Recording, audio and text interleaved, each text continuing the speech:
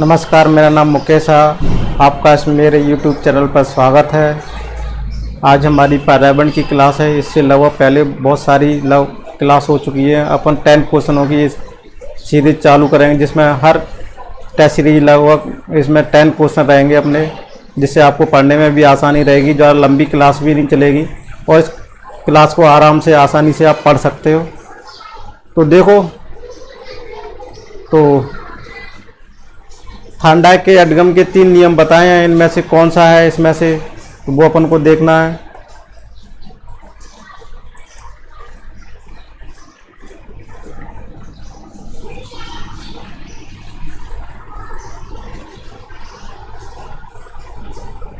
क्वेश्चनों को पढ़ो। 21 है, इससे 20 लगभग 20 तक अपन कर चुके थे। इससे आगे क्वेश्चन है, देखो थार्नडाइक ने अधिगम के 3 नियम बताए। कितने नियम बताए? 3 नियम बताए थे। इनमें से वो कौन सा नियम नहीं है? यानी देखो, इसमें से जो 4 हैं उनमें से 3 नियम तो थार्नडाइक ने जो बताए उसमें दिए हुए हैं, लेकिन एक ऐसा नियम है जो नहीं है। वो कौन सा है? वो अपन को 4 ऑप्शन में से पहचान करना है। तो देखो, थार्नडाइक ने अधिगम के 3 नियम बताए हैं। इनमें से कौन सा नियम इनमें से नहीं है, वो चेक करना है। तो देखो कौन सा नियम है। सबसे पहला नियम देखो, अभ्यास का नियम है। वो ऑप्शन है देखो आत्मीकरण का नियम है। 100 ऑप्शन है प्रभाव का नियम है और 2 ऑप्शन है तत्परता का नियम। कौन सा इसमें आंसर सही है? तो थार्नडाइक ने अधिगम के 3 नियम बताए हैं। इनमें से कौन सा नियम नहीं है, वो है। तो देखो, थार्नडाइक के अपन नियम पता होंगे तभी इस क्वेश्चन को अपन कर सकते हैं।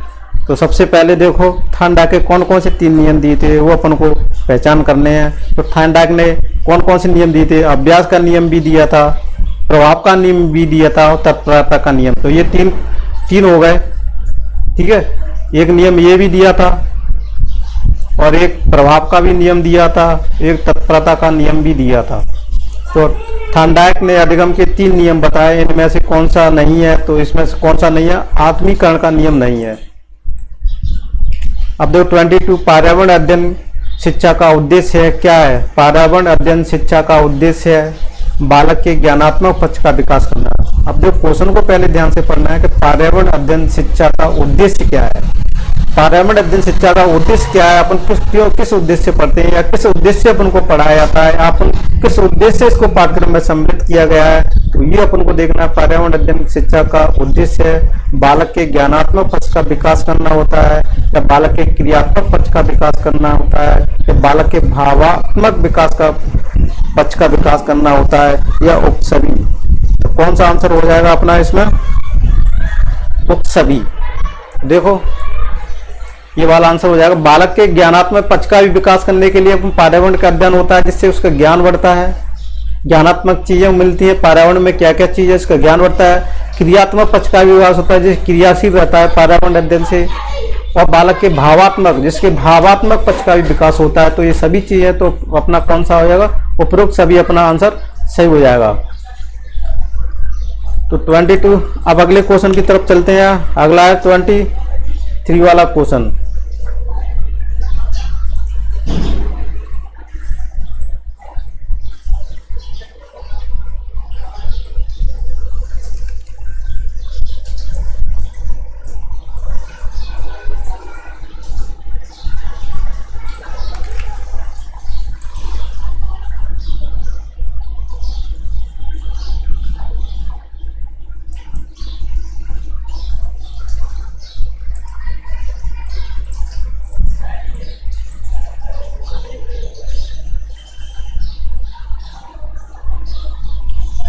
देखो, क्वेश्चन को पढ़ो।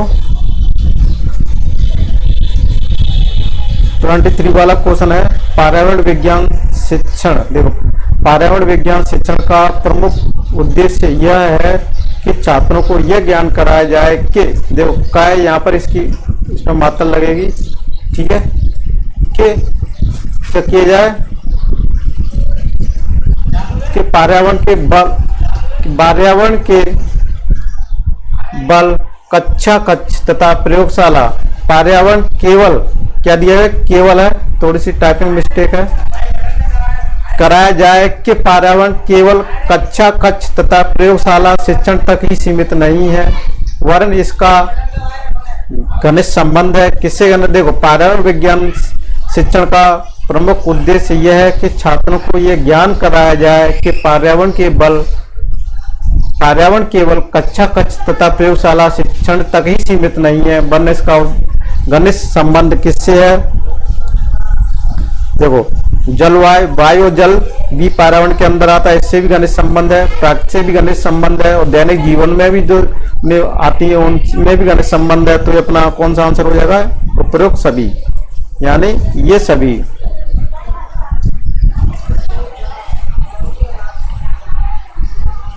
अगले क्वेश्चन की तरफ चलते हैं। क्वेश्चन नंबर 24 को देखो, पर्यावरण अध्ययन में वार्तालाप विधि के प्रयोग से निम्नलिखित लाभ हैं। पर्यावरण अध्ययन में वार्तालाप, देखो, वार्तालाप विधि के प्रयोग से निम्नलिखित लाभ हैं। कौन से लाभ हैं? छात्र की सक्रियता बढ़ती है। देखो, पर्यावरण अध्ययन में वार्तालाप विधि के प्रयोग से निम्नलिखित क्या लाभ है? छात्र की सक्रियता बढ़ती है।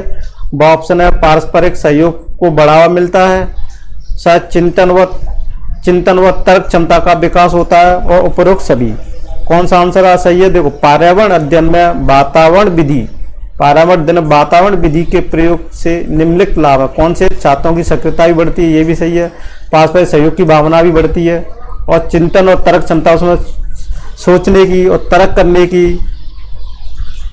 ये भी क्षमता उसमें विकसित होती है। तो कौन सा आंसर हो जाएगा अपना? उपरोक्त सभी, यानी द वाला आंसर सही हो जाएगा। अब 25 क्वेश्चन की तरफ चलते हैं। निम्न में से थॉर्नडाइक के सिद्धांत का अन्य नाम है। देखो, थॉर्नडाइक ने जो नाम दिए थे उसका अन्य नाम भी है। किस नाम से, अन्य नाम से जाना जाता है? देखो, निम्न में से थॉर्नडाइक के सिद्धांत का अन्य नाम है प्रयास एवं त्रुटि का सिद्धांत, उद्दीपक प्रतिक्रिया सिद्धांत, संबंधवाद का सिद्धांत। देखो, आपने जब थॉर्नडाइक के सिद्धांत के पढ़े हो तो उसके नाम भी अथवा में लिखा देते हैं अपन कि ये भी इसको बोलते हैं, ये भी इसको बोलते हैं, तो ये अपन को पढ़ा हुआ तभी इसको अपन लगा सकते हैं।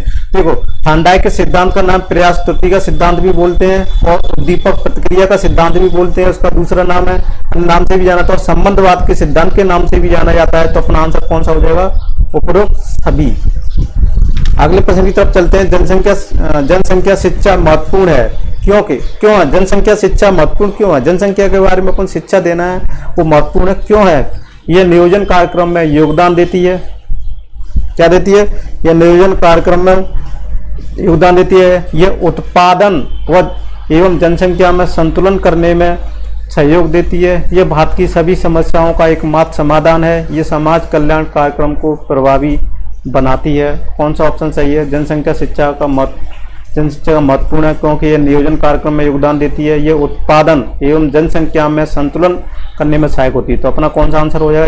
ये उत्पादक एवं जनसंख्या में संतुलन बनाने में सहयोग देती है। ठीक है, तो कौन सा आंसर हो जाएगा अपना? ब वाला आंसर सही हो जाएगा।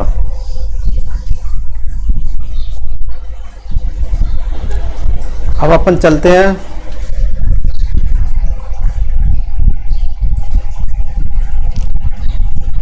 27।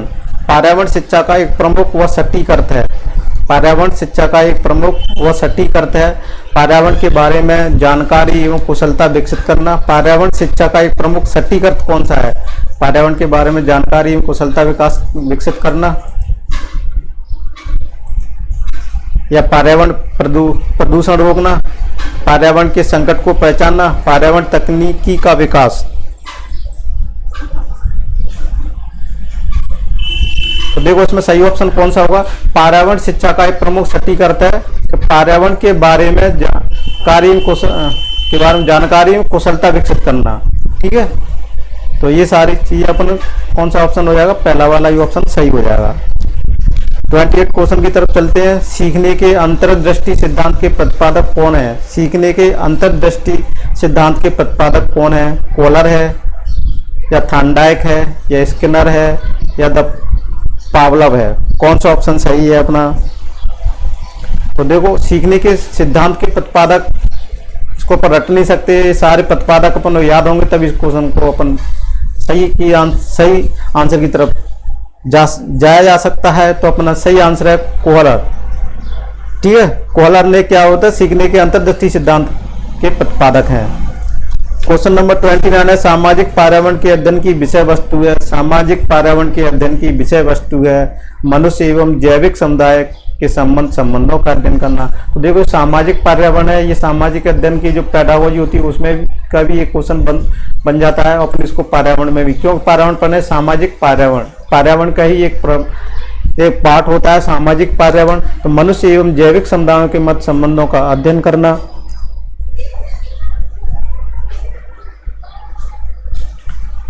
मनुष्य एवं जैविक समुदाय के मध्य संबंधों का अध्ययन करना, मनुष्य के भौतिक परिवेश का अध्ययन करना, मनुष्य के स्वभाव और प्रकृति का अध्ययन करना। उपरोक्त में से कोई नहीं, तो अपना आंसर हो जाएगा ये वाला पहला ही।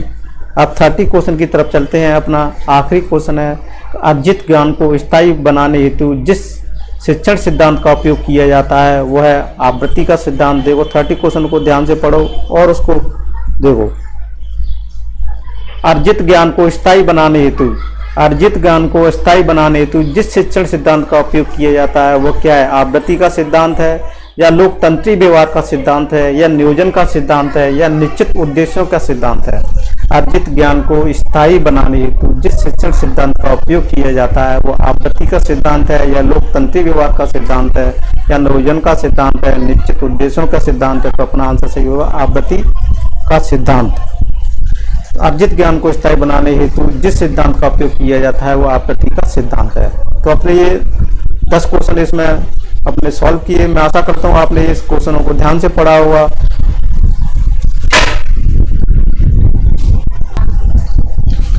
और मैं आशा करता हूँ कि इस वीडियो को ज़्यादा ज़्यादा लाइक और शेयर करिएगा, जिससे बेचारे और गरीब लोगों को पता चल सके, जिससे और गरीब लोग भी इस क्लास का फायदा उठा सकें। तो thank you for watching this video.